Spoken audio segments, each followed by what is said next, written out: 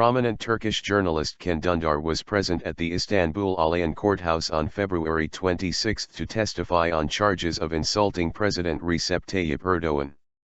Before entering the courthouse, Dündar dismissed the use of lawsuits as a deterrent against journalists, who he vowed would not be intimidated and would continue to write. Dündar complained that Erdoğan takes every criticism and word said against him as an insult and files a lawsuit, saying it was a kind of deterrence policy. However, you will see there will be nothing to gain from that because we will continue to speak and write.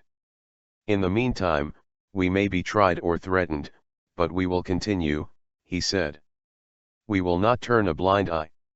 In response to questions about previous cases opened against journalists, Dündar said that whenever media blackouts and censorship are not enough to intimidate journalists, filing a lawsuit is another option.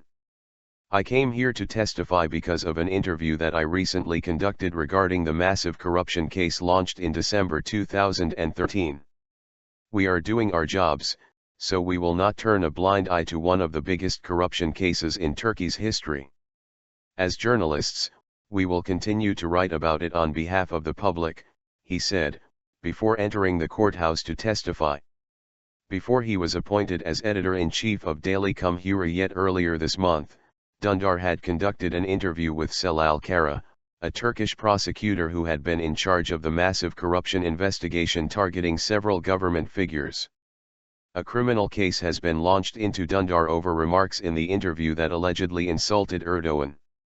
Meanwhile, in other recent causes célèbres, a former Miss Turkey and the editor of a daily newspaper were targets of a code allowing judicial action to be against people who insult the president.